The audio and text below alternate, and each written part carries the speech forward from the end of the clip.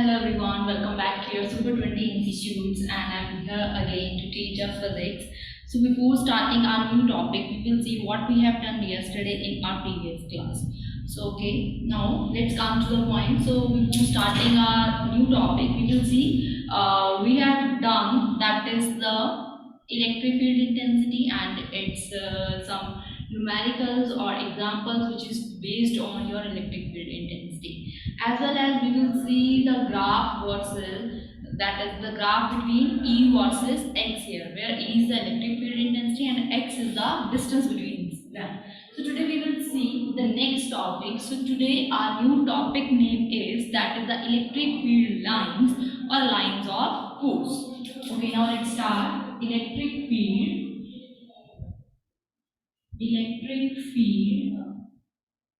lines, or the another name of this concept, that is the lines of force. Lines of force. Here, so today we will see what is the meaning of these terms. So electric field lines, that is the lines of field generated by the different kind of the charges. We know that in the electric field we are taking the two kind of the charges. One is positive and second one is the negative here. And we also know that every charge creates their own field. That means जो भी charge होता है वो अपनी अपनी field को create करता है. If they are creating their own field, that means उसकी जो field है, उसके surround है, उसके region में क्या होती है, उसकी field जो है वो generate होना start हो जाती है, और वही field को हम represent करते हैं with the electric field lines here. So we will see it with pictorial pictures, or we will draw the different diagrams of the electric field lines so that you can understand it easily. So one thing more, so we also know that if we are placing here some small q charge here, q charge is there and its electric field is denoted by with the E vector, and we are taking the some distance here, we need to note down the electric field here, and we also know that its formula is E is equal to kq divided by r square. Is it clear? ये क्या है, आपके पास formula है, and from here we calculate it, that is electric field is inversely proportional to your r square. कि जैसे जैसे आप distance increase करोगे वैसे वैसे आपकी field जो है वो क्या होगी, decrease होती जाएगी. These things you know. And one thing more, positive charge is there, then electric field is outside, radially outside, and if negative charge is there, then its direction is inward. That means towards the negative charge. अगर negative charge है तो उसकी direction क्या रहेगी, आपके पास inward direction रहेगी. अगर positive charge है तो उसकी direction आपके पास क्या रहेगी, outward रहेगी. तो इसी को understand करने के लिए we will draw some diagrams here, कि जो आपका Faraday's ने concept दिया है related to your electric field lines. What is the meaning of this? Okay. Now see, plus q charge is here. This concept is also given in your NCERT book, and Faraday ने concept दिया था. You can see here.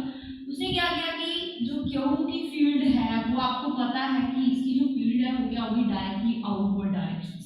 Outward directions, that means हमने उसको क्या कर दिया, arrows के साथ denote कर दिया और represent कर दिया. Clear? तो जैसे जैसे distance इसका increase होता जाएगा वैसे वैसे जो आपके जो arrows हैं उनका size जो है वो क्या होता जाएगा, small होता जाएगा. That means इसका meaning क्या है, I will tell you कि यहाँ पे आपके पास क्या है, distance increase हुआ, so similar way से आपके पास क्या है, size of the arrow, length of the arrow, it should be small. तो वो क्या होती जा रही है, small होती जा रही है. Clear? तो ऐसे आपने सारी pictures draw करी.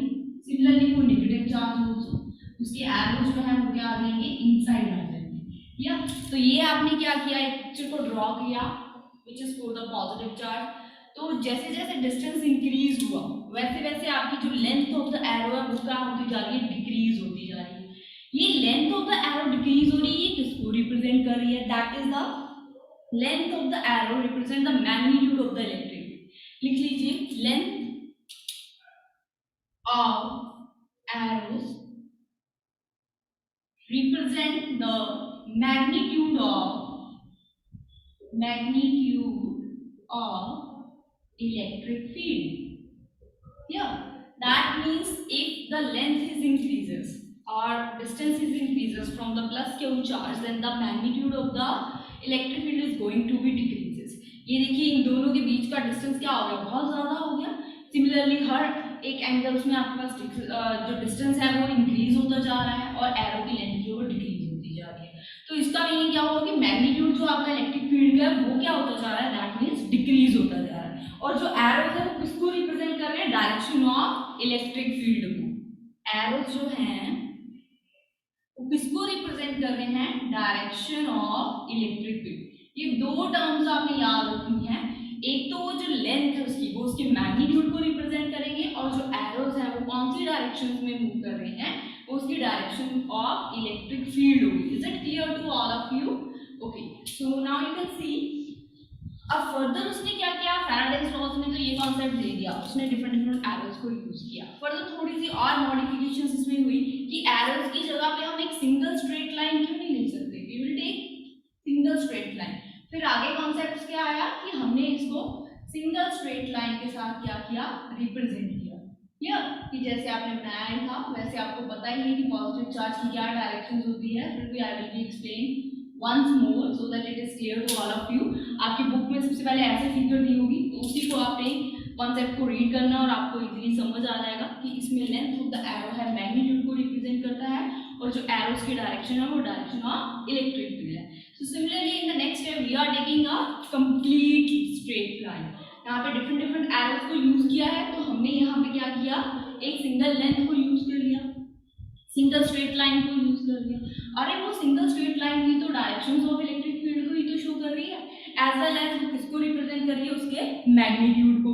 That means the magnitude of electric field is given by density of lines. One thing more कि यहाँ पे आपने क्या कॉन्सेप्ट रीड किया कि जो आपके पास मैग्नीट्यूड ऑफ इलेक्ट्रिक फील्ड है which is given by the density of lines. Note down कर लीजिए, magnitude of, yes, these are the important lines.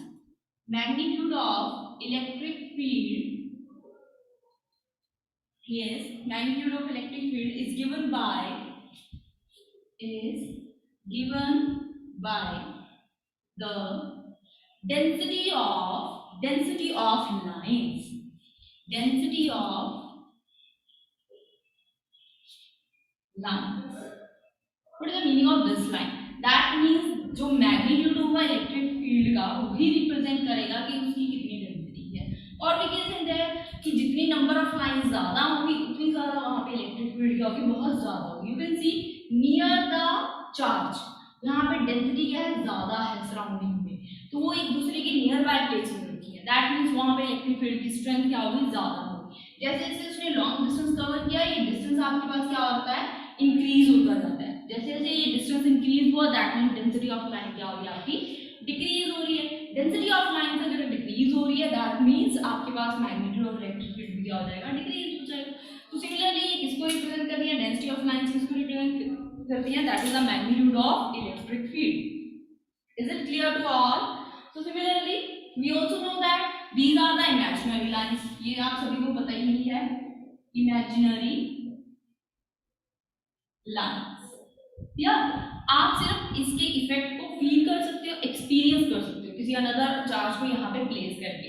जब आप किसी अनदर चार्ज को यहाँ पे इसकी सराउंडिंग में प्लेस करते हो तो वो क्या करेगा, या तो वो आउटवर्ड डायरेक्शन में मूव करेगा या फिर वो इनवर्ड डायरेक्शन में मूव करेगा. अगर तो वो आउटवर्ड डायरेक्शन में मूव कर रहा दैट मीन्स वहाँ पे पॉजिटिव चार्ज प्लेस है. अगर वो इनवर्ड डायरेक्शन में मूव कर रहा है तब वहाँ पे कौन सा चार्ज है, नेगेटिव चार्ज है. तो उसी का इफेक्ट जो है वहां से हमें क्लियर होता है कि यहाँ पे जो इलेक्ट्रिक फील्ड है, इलेक्ट्रिक फील्ड लाइंस है वो क्या है वहां पे प्रेजेंट है. इन्हीं लाइंस को हम क्या बोलते हैं, इलेक्ट्रिक फील्ड लाइंस बोलते हैं, जिस लाइंस के थ्रू हम इलेक्ट्रिक फील्ड को रिप्रेजेंट करते हैं. So these lines are known as the electric field lines और lines of force also.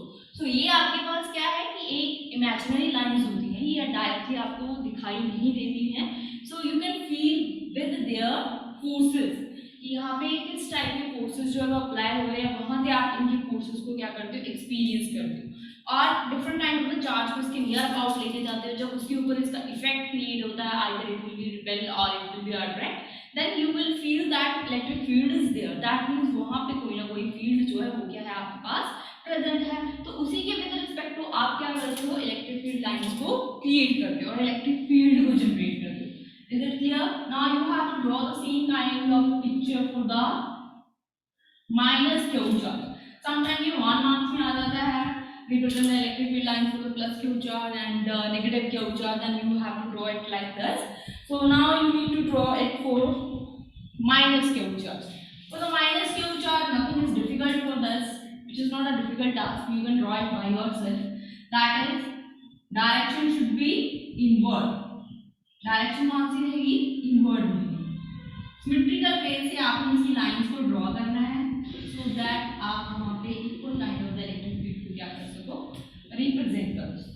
So these lines are the electric field lines which is used to represent the electric field of the minus Q charge. इसको हम क्या कर रहे हैं? Minus Q charge को represent करने के लिए use कर रहे हैं.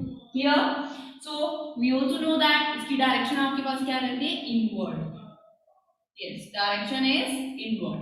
Positive charge की क्या थी आपके पास? Outward. This is the main term. Yeah, ये inward direction को represent करते हैं और वो आपके पास outward directions को represent कर सकते हैं. So now you can write. That is, अब आपने क्या करना है? इसको one word में इसकी definitions लिखनी है and how you can write it like this. Electric field lines are, note down कर लीजिए. Yes, electric field lines are imaginary lines in a region of space. In short लिख देती हूँ मैं. Electric field lines are imaginary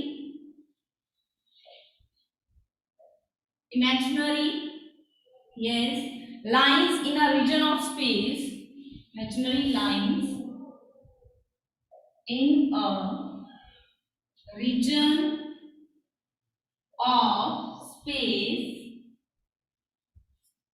In a region of space, time along which a free positive charge, time along which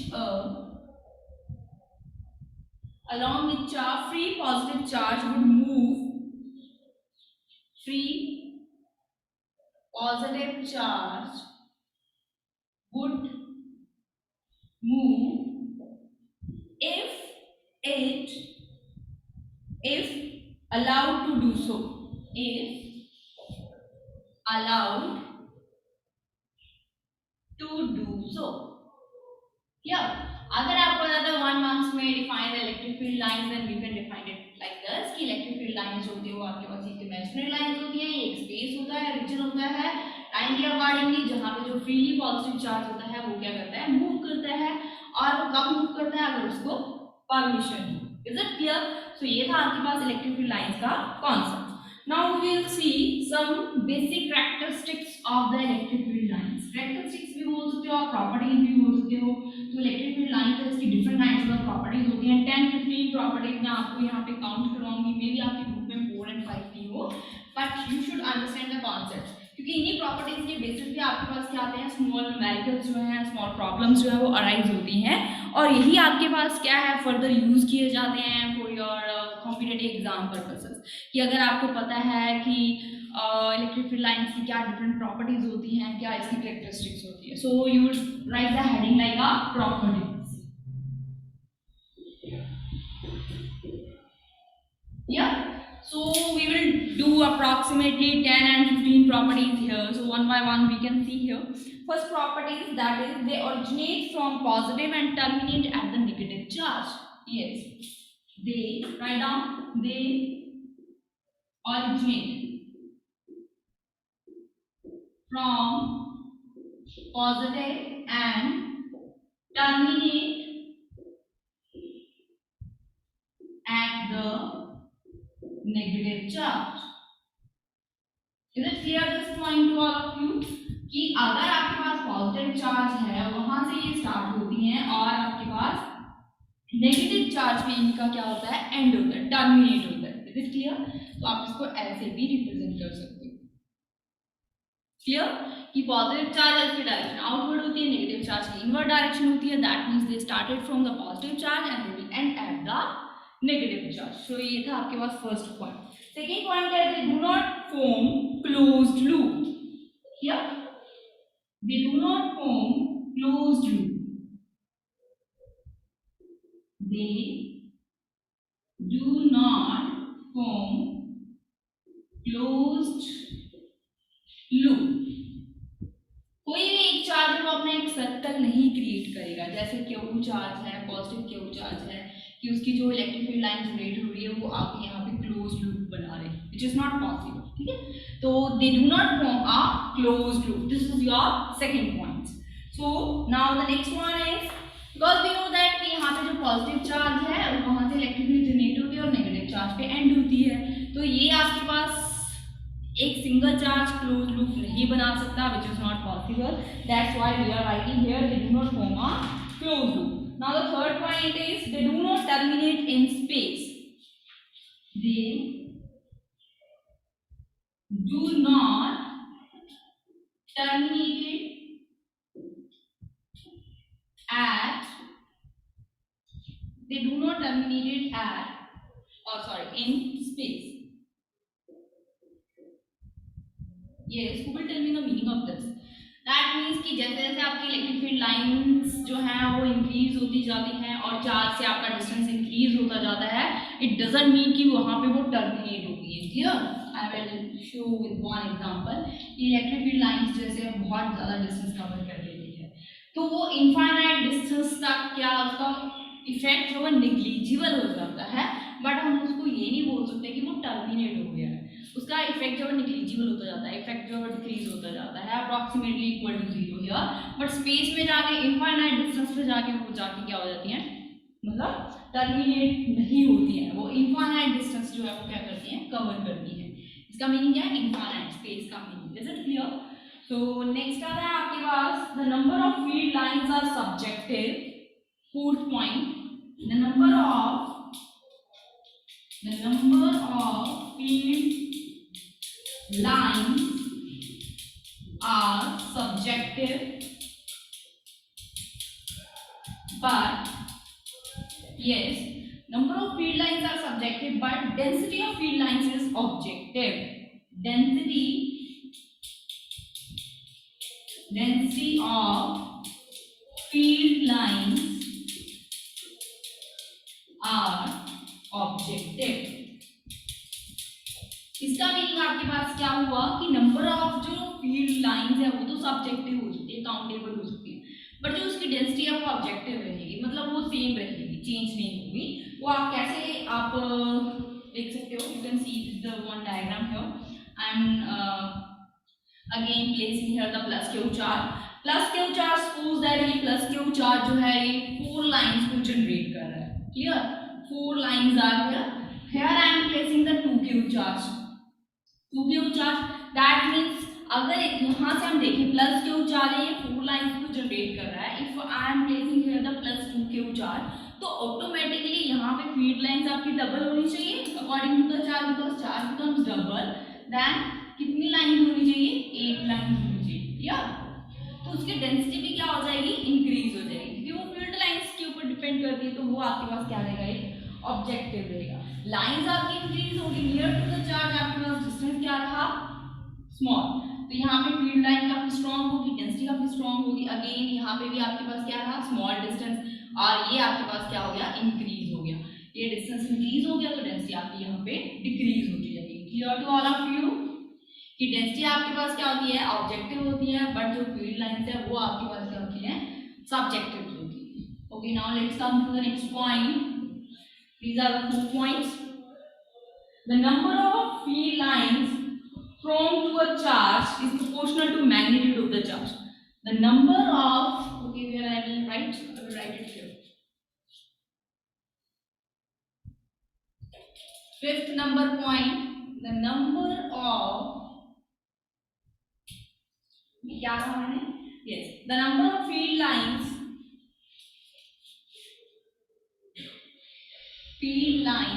thrown to the charge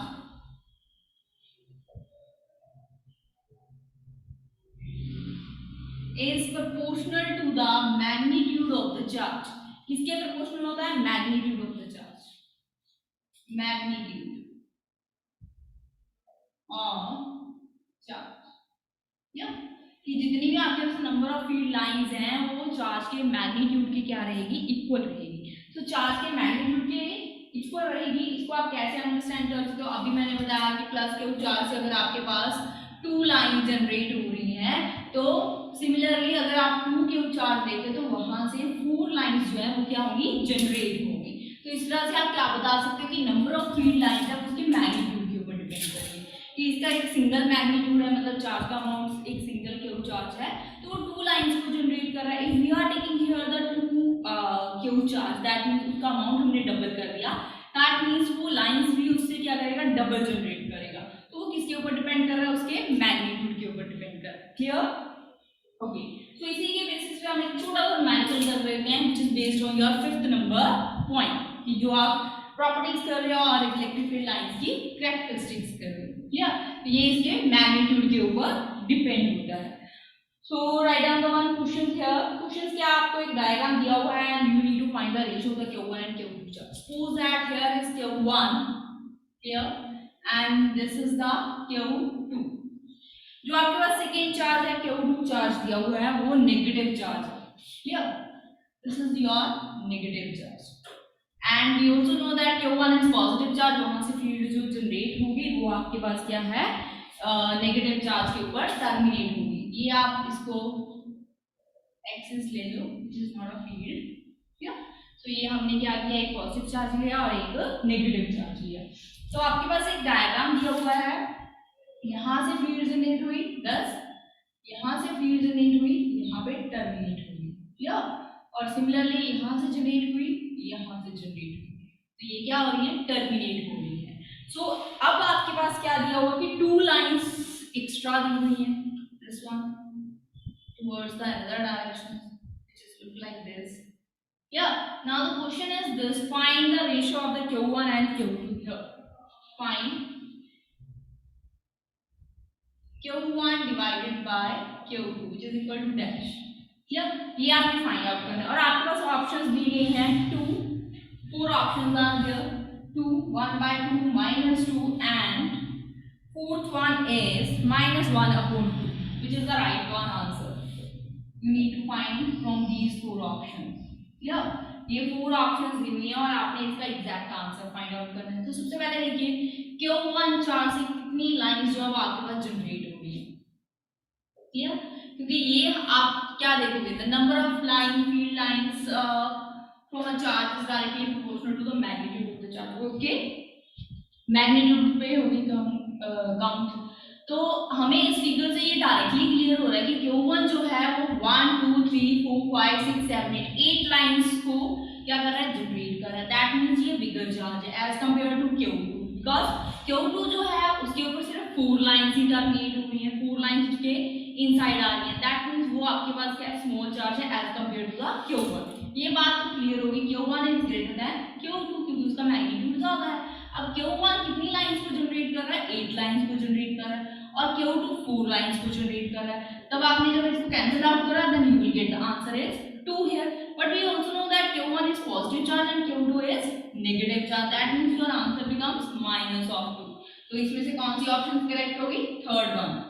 charge क्या है, negative and Q2 is smaller charge as compared to the first one.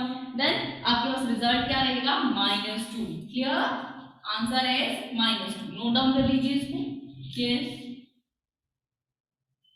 Properties हैं ऐसे ही आपके पास normal question जो arise होते हैं इसी के ऊपर। क्लियर? सो अभी मैं फर्स्ट 2 पॉइंट्स यहां से रिमूव कर रही हूं। आई थिंक आप सभी ने नोट डाउन कर लिया है। So let's go for point number 6। So 6 points आपके पास क्या है, number 6 I will write it here. So 6 number point है the field lines are symmetric about the line joining the 2 charges. The field lines are, yes, the field lines are symmetric about, yes, field lines are symmetric about the line joining the 2 charges. Line joining the 2 charges. Clear? तो ये आपके पास क्या field lines है वो अपने 2 charges के about क्या होगी, सिमेट्री को रिप्रेजेंट करते हैं। तो सिमेट्री को रिप्रेजेंट कर सकते हैं और इसी के बेस पे क्वेश्चन करते हैं। आपके पास अगेन एक डायग्राम दिया हुआ है, Q1 charge here and Q2 charge here. Clear? तो ये ये आपके पास क्या दी हुई है, इसकी एक्सेस दी हुई है। तो यहाँ पे आपने सिमेट्री आपके पास कुछ ऐसा डायग्राम दिया हुआ है, क्लियर। तो ये डायग्राम कुछ इस तरह से दिया हुआ है, Q1 एंड Q2 हियर। तो अब आपके पास क्वेश्चन जो अराइज हो रहा है, diagram is given here, so which option is correct? Four options are given here. Q1, write down कीजिए, Q1 magnitude is greater than Q2, or Q1 magnitude is less than Q2, and third one is Q1 is equal to Q2, Q1 is equal to Q2, or none of these। Fourth option है none of these, क्या? अब इन four option में से आपने बताना है which one is correct. So which one is correct, सबसे पहले तो हमने ये देखना है जो आपकी फील्ड जो है वो जनरेट हो रही है Q1 से एंड हो रही है Q2 से, दैट मींस ये आपके पास पॉजिटिव चार्ज है, ये आपके पास नेगेटिव चार्ज है। अब हमने ये ऑप्शन तो यहाँ पे कंसीडर नहीं हो रही क्योंकि मैग्नीट्यूड उसका कंसीडर किया हुआ है। Now we will see the angle between these two charges or these two lines. Suppose that we are considering here as a alpha. This is your alpha angle. Clear? And the angle between these two lines is you are taking as a beta here. Clear? According to this angles, you will write it like this: alpha is greater than beta. Clear? ये clear हो रहा है आप सभी को? Alpha angle जो beta से क्या है, greater है. That means magnitude of the field is here less as compared to the magnitude of the field as compared to Q2 charge, क्योंकि इसका एंगल बड़ा है तो उसकी स्ट्रेंथ है, जो उसका मैग्नीट्यूड है वो क्या होगा, कम होगा। यहाँ पे एंगल स्मॉल है, दैट मींस उसकी फील्ड की जो स्ट्रेंथ है, उसकी जो मैग्नीट्यूड है मैग्नेटिक लाइंस की, आपके पास जहाँ पे इलेक्ट्रिक फील्ड लाइंस हैं जितनी ज्यादा क्लोज होती है उतना ज्यादा उसका मैग्नीट्यूड होता है और उसकी डेंसिटी होती है। तो ये एंगल स्मॉल है, दैट मींस Q2 का मैग्नीट्यूड क्या होगा, ज्यादा होगा as compare to Q1। So which option is correct from here, that is the second one. Magnitude of Q1 is less than the magnitude of Q2 here, because यहाँ पे angle क्या है, greater है between the two lines। Here greater the angle, small or less field lines। लिख लीजिए यहाँ पे greater the angle,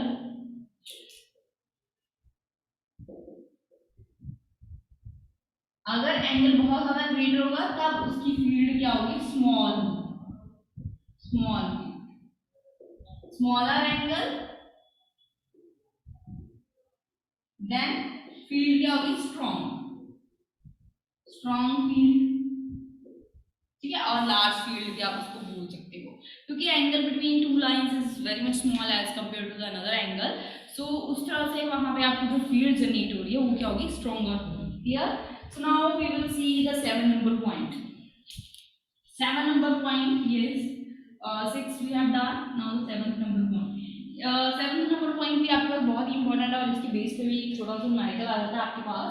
the density of field lines gives the magnitude of the field, ये तो मैंने आपको पहले भी बताया। The density of, yes, the density, और डेंसिटी को हम एक और टर्म में और एक अनदर नेम बोल सकते हो, that is the relative closeness. लिख लीजिए यहाँ पे ब्रैकेट में relative closeness। Clear? The density of field lines, जितनी फील्ड की लाइंस आपके पास क्रिएट हो रही हैं वो किसको रिप्रेजेंट कर रही हैं, gives the magnitude of field, gives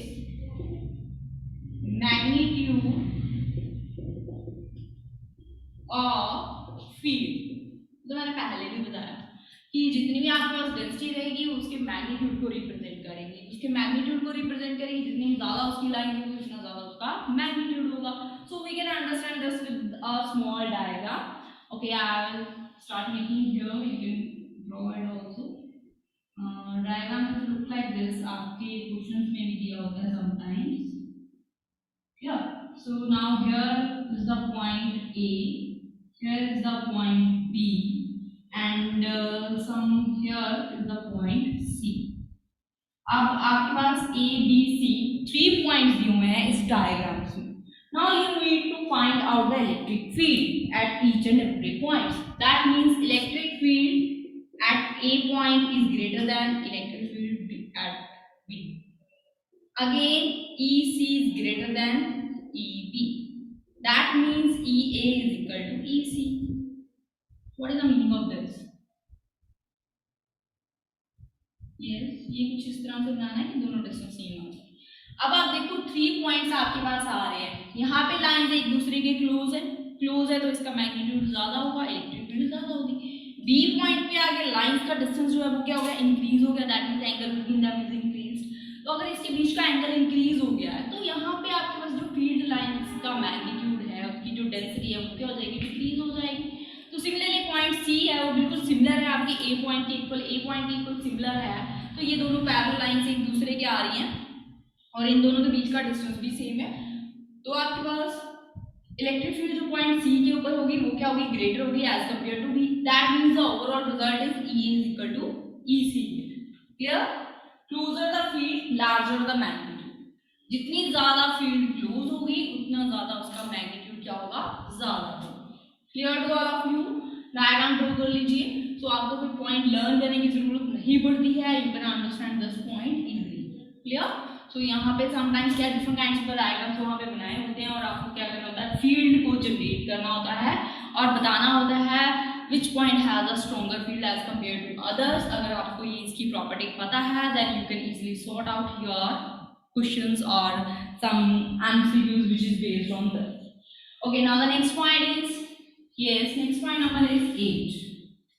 8 number point you will write that is the field lines are perpendicular to the surface of the charge. The field lines are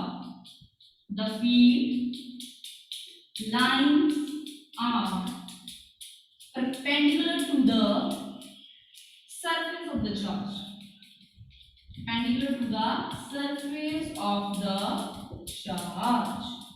Here कि ये जो आपके पास फील्ड लाइंस हैं वो किसके perpendicular हैं, surface of the charge के ऊपर। तो सरफेस ऑफ द चार्ज के ऊपर आपके पास जो फील्ड लाइंस हैं वो क्या हैं, परपेंडिकुलर हैं। क्लियर? तो ये आपके पास क्या हुआ कि जैसे आपके पास क्यू चार्ज दिया हुआ है, यहाँ पे फील्ड लाइन जनरेट हो रही है, तो ये जो एंगल बन रहा है वो कितने का बन रहा है आपके पास, 90 डिग्री। 90 डिग्री का बन रहा है, that means they are perpendicular that means उसके सरफेस के। Clear? So write down the next number points. Okay, now the point number 9, I will write it here. 9 number points, yes. So आपका next point आता है, that is the tangents drawn on a field lines gives the direction of the electric field, which is very much important point और यहीं से आपके पास एक 1 और 2 मार्क्स के क्वेश्चंस भी जनरेट होता है। So पहले इसको नोट डाउन कर लीजिए, after that I will explain it to you. The tangents drawn on a point number 9. The tangent drawn on a, yes, the tangents drawn on a field lines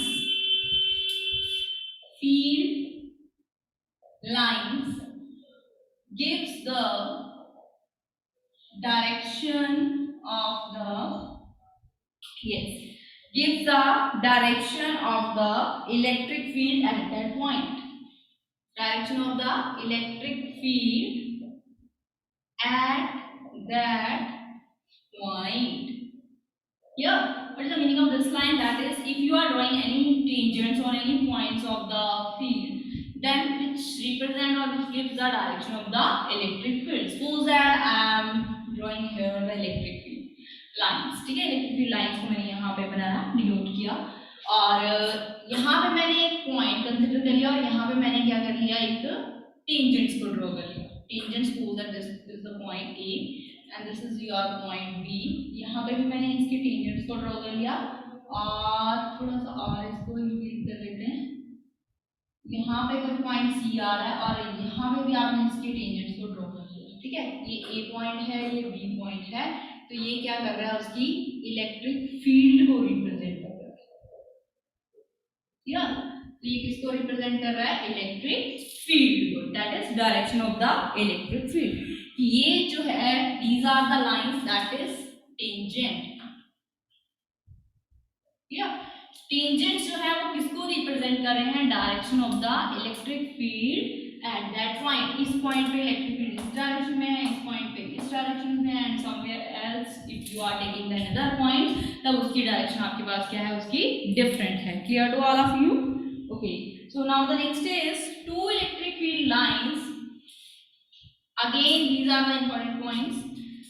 Two electric field lines, yes, can never intersect with each other. Okay, बहुत important point है, आपने सुना ही होगा.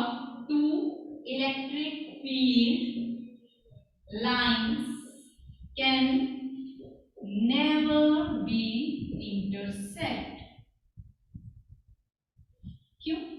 Why they never be intersect? क्यों नहीं ये intersect कर सकती? What is the reason behind it? Okay, suppose that if we are taking the two lines, they will intersect at that point. Here, तो ये E1 होगी, आपके पास E2 होगी. अगर आपने सिंगल पॉइंट पे देखना है तो यहाँ पे तो इलेक्ट्रिक फील्ड की टू डायरेक्शंस होगी है. किसी भी पॉइंट के ऊपर इलेक्ट्रिक फील्ड की दो डायरेक्शंस पॉसिबल नहीं है, उसकी दो डायरेक्शंस नहीं हो सकती. That means which is not possible. Two directions are not possible of the electric field. At a single point, the two directions of electric fields are not possible. Yeah. तो आप क्या करते हैं, जैसे टू इलेक्ट्रिक फील्ड लाइंस है, if they intersect by chance वो intersect कर जाती हैं, तो उस पॉइंट्स के ऊपर आपके पास क्या आ गई, इलेक्ट्रिक फील्ड्स की टू डायरेक्शंस आ गई. टू डायरेक्शन तो भाई पॉसिबल नहीं हो सकती. That's why they never intersect. तो वो क्या सोचते हैं कि हम साइड से ही क्रॉस कर जाते हैं, इंटरसेक्ट ही नहीं करेंगे, क्योंकि आपकी जो इलेक्ट्रिक फील्ड है उसकी कितनी डायरेक्शंस हो सकती हैं, सिंगल डायरेक्शन हो सकती है एट अ सिंगल पॉइंट. क्या? So now the next point, I will rub the 7 number point from here, और आप इसके पॉइंट्स को नोट डाउन कर लीजिए. Two lines will never be intersect. Why का रीजन आ जाता है 1 and 2 मार्क्स के क्वेश्चंस में. तो आपने यही लिखना है, reason is the two directions are not possible at a single point. अब इसका आप एक अनदर डायग्राम भी ले सकते हो. If you are taking the two positive charges, suppose that यहाँ पे आपने टू पॉजिटिव चार्जेस ली, तो वो क्या करेंगी, आपके पास ये लाइन है, तो ये जो इलेक्ट्रिक फील्ड क्रिएट करेगा ये यहाँ से क्या कर जाएगी, मूव कर जाएगी, डाइवर्ट हो जाएगी, और इसकी इधर को डाइवर्ट हो जाएगी. दैट मींस ये इंटरसेक्ट्स नहीं करेंगे. They will repel to each other. Similar charges they will repel to each other but they never intersect. अगर ये पॉजिटिव चार्ज यहाँ पे प्रेजेंट नहीं होता तो ये इलेक्ट्रिक फील्ड लाइंस आराम से यहाँ से क्रॉस कर जाएंगे. बट यहाँ पे पॉजिटिव चार्ज है, इसका इफेक्ट भी क्रिएट होगा, तो वो क्या करेंगे, एक दूसरे को रिपेल करेंगे और डिफरेंट डायरेक्शंस में मूव करेंगे. Clear to all of you? Okay. So next है आपके पास field lines repel the 11 number point. Field lines repel, yes, field lines repelled by the positive charge, repelled the positive charge and attract the negative charge. ये बात तो आपको बिल्कुल clear है कि पॉजिटिव चार्ज से आपके पास फील्ड जो जनरेट होती है और नेगेटिव चार्ज से क्या होती है, इनवर्ट डायरेक्शन में वो मूव करती है. दैट मींस इनसाइड को आती है. तो इस तरह से आपके पास जो फील्ड है आप इसको कैसे अंडरस्टैंड कर सकते हैं. जो पॉजिटिव चार्ज है वो क्या कर रहा है कि आपके पास जो फील्ड लाइन है वो कहीं ना कहीं ऐसे डायवर्ट हो जाती है. या पॉजिटिव चार्ज है वो उसको क्या करता है, रिपेल करता है. बट अगर सेम लाइन पे आप नेगेटिव चार्ज को प्लेस करते हो तो फील्ड लाइन जैसे यहाँ से आ रही है तो इसकी तरफ मूव करने लग जाती है, like this. That means I am placing here the negative charge. Negative charge है तो वो क्या करते हैं, उसको अट्रैक्ट करते हैं, बट जो पॉजिटिव चार्ज है वो उसको क्या करते हैं, रिपेल करते हैं. इस तरह से आपकी जो फील्ड है वो क्या होती है, जनरेट होती है. सो now the next point is parallel straight and equidistance field line. Very important point. Parallel straight, क्या कहा मैंने, write down point number 12. Parallel straight and equidistance. equidistance का मीनिंग क्या होगा, equal distance. equidistance or equispace. Field lines represent the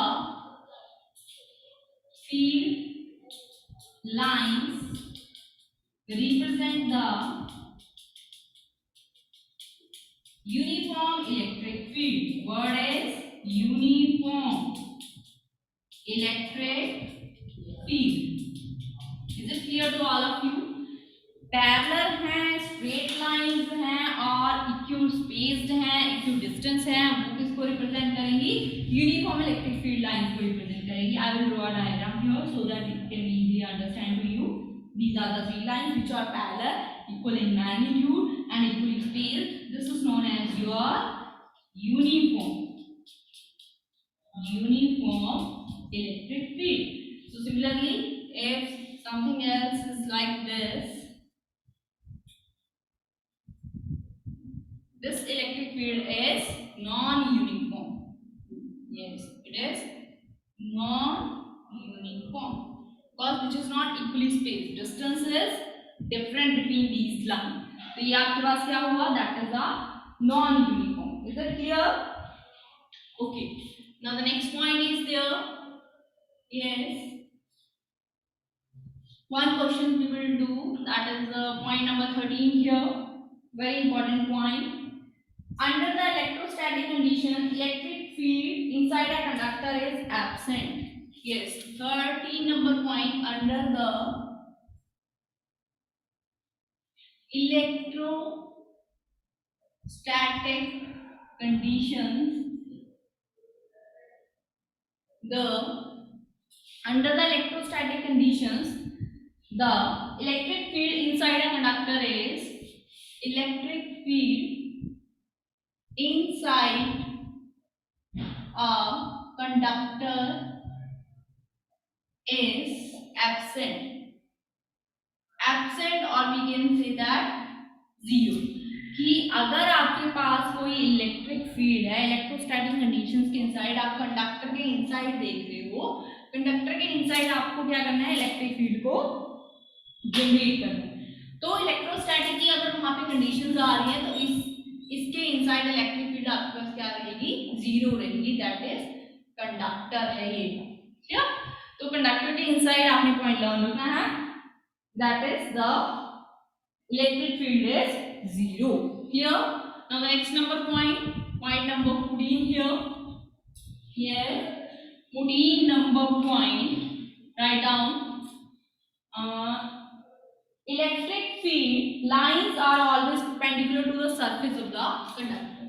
ये तो मैंने पहले ही बताया. एक पॉइंट ऐसा एक और आया था ना, electric field lines are perpendicular to the charge और सरफेस ऑफ द चार्ज है ना. तो यहाँ पे क्या है? Electric field lines are perpendicular to the surface of the conductor. तो जो वर्डिंग मैंने यहाँ पे लिखी है, अगर आप इसको डायग्रामेटिकली शो करते हो, दैट मीन आपके पास इलेक्ट्रिक फील्ड लाइन है, they are perpendicular to the surface of the conductor. Is it clear? कि आपके पास एक कंडक्टर है, उसके ऊपर जो इलेक्ट्रिक फील्ड लाइंस है जनरेट हो रही हैं, वो आपके पास क्या है? परपेंडिकुलर हैं. कभी भी इलेक्ट्रिक फील्ड लाइन इस तरह से नहीं हो सकती by making some angle of theta which is not possible. ये आपके पास क्या हो जाएगा? गलत हो जाएगा concept. This is the right कि वो उसकी क्या होती है? परपेंडिकुलर होती है. Okay, now the next question is 15 number question, 15 number point. This is your last point और properties. So try to understand this. An important one is this, which is and so many other numericals which comes in your IIT and JEE main questions exam purposes. वहाँ पे भी आपके पास क्या है? Properties के based small question जो arise होते हैं और एमसीक्यूज है which is based on these. So we will see the last number point, that is the near and far field.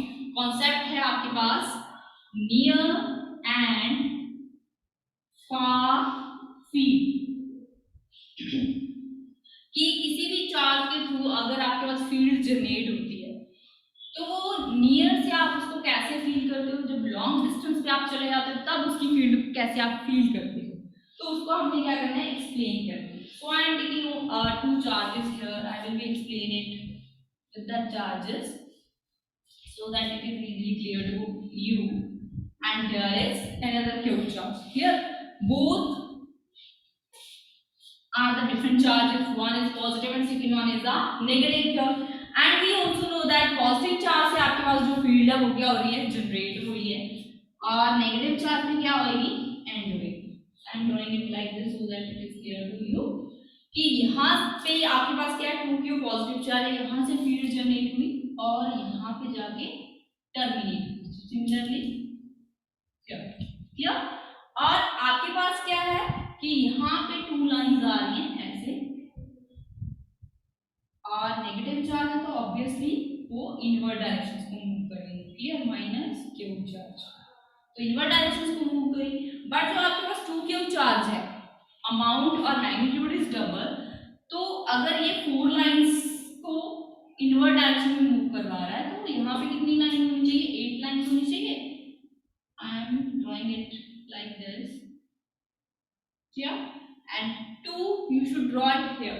2 lines आपने इसको यहाँ पे ड्रॉ कर लेनी है, ड्रॉ कीजिए। Yes, it is look like this. Clear, 2 charge है that means ये डबल चार्ज है एज कंपेयर टू दिस, तो इसकी फील्ड लाइंस भी क्या होगी, ज्यादा होगी as compare to this one. इसकी 4 है तो इसको आपको 8 रिप्रेजेंट करना पड़ेगा due to the small charge. अब आप क्या करते हो कि अगर आप सिंपली इसको देखते हो, यहाँ से तो आपको क्लियर हो रहा है कि 2q चार्ज आ रहा है, यहाँ पे आपको क्लियर हो रहा है माइनस q चार्ज आ रहा है, आप पास से देख रहे हो। ठीक है, अगर यही आपने क्या किया, पूरा होल ऑफ द सिस्टम से अगर आप दूर से देख रहे हो, लॉन्ग डिस्टेंस से आप देख रहे हो, तो आपको सिर्फ क्या दिखाई दे रहा है कि यहाँ पे 2 + 2 चार्ज है, माइनस q चार्ज है, plus 2q charge, minus q charge, that means आपको एक प्लस q चार्ज जो है वो शो हो रहा है। एक सिंगल प्लस q चार्ज हो रहा है, उसका रिजल्टेंट आपको दिखाई दे रहा है।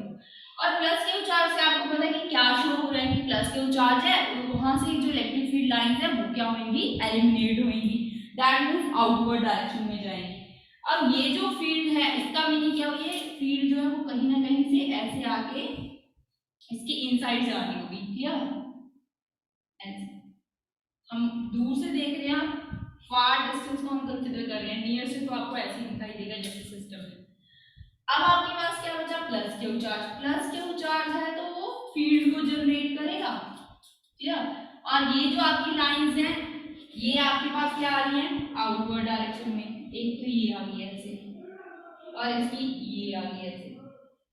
क्लियर, बट सिस्टम के आउटसाइड आपको सिर्फ 4 लाइंस ही शो होनी चाहिए। प्लस क्यू चार्ज है, सिंगल चार्ज है तो वो 4 लाइंस को रिप्रेजेंट करेगा। अगर डबल चार्ज है तो उसकी लाइंस भी क्या हो जाएंगी, 8 हो जाएंगी, प्लस उससे डबल हो जाएंगी। तो ये लाइंस भी कहीं ना कहीं से क्या आ रही हैं, आउट जा रही है। तो इसको तो मैंने बोल दिया कि ये आपके पास क्या इनसाइड जा रही है, क्या ये सिस्टम के इनसाइड ही आ गया।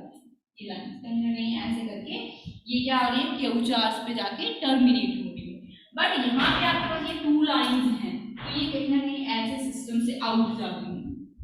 क्या, तो इसका मीनिंग क्या है, ये देखिए ये क्या है, इस तरह से नेगेटिव की तरफ अट्रैक्ट हुई, but due to small charge ये क्या चली गई, आउटवर्ड डायरेक्शन में चली गई।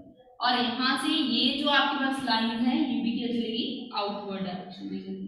It is moving towards the outward direction. अब देखिए, अब प्लस क्यू चार्ज के पास आपको कुछ जो डायग्राम है वो इस तरह से दिखेगा। फार डिस्टेंस आप देख रहे हो, फार डिस्टेंस अगर आप देखते हो दैट मींस आपके पास प्लस क्यू चार्ज रिजल्ट आया, प्लस क्यू चार्ज रिजल्ट आया, उससे आपके पास 4 जो इलेक्ट्रिक फील्ड लाइंस है वो शो हो रही है।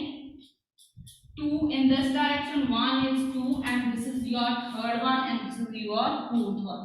Clear, 4 लाइंस आपको शो होगी। फार डिस्टेंस मींस लॉन्ग डिस्टेंस से आप देख रहे हो, टोटल रिजल्ट आपके पास आ रहा है plus 2q minus q, that is the plus q charge. दूर से अगर हम 2 ऑब्जेक्ट्स को देखते हैं तो हमें वो सिंगल वन दिखाई देता है क्योंकि उसका डिस्टेंस जो है बहुत ही लॉन्ग हो जाता है और उसका जो साइज है वो डिक्रीज होता है। तो हमें ये कंप्लीट सिस्टम एक सिस्टम की तरह शो होगा। अगर हम इसको पास से देखेंगे then this diagram is clear to all of you कि 2q चार्ज है वो डबल फील्ड को जनरेट कर रहा है और माइनस q चार्ज है वो एक सिंगल टाइप की फील्ड मतलब हाफ ऑफ द फील्ड को जनरेट कर रहा है as compare to plus 2q charge.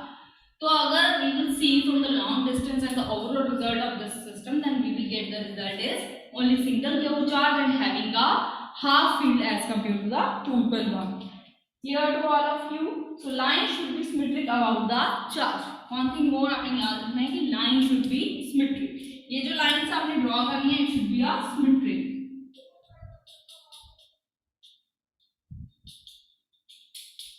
Lines should be symmetric about the charge. clear to all of you? So these are the 15 points or 15 properties of your electric field lines. कि आज हमने क्या read किया? What we have done today. That is what do you mean by the electric field lines here? How they will generate for the different kind of the charges, and what about the magnitude and its directions, and we will see the different properties of the electric field lines. Okay, so that's all for today. Rest we will discuss tomorrow, and some basic examples which is based on these properties. So you should revise your whole topic after this. Thank you everyone.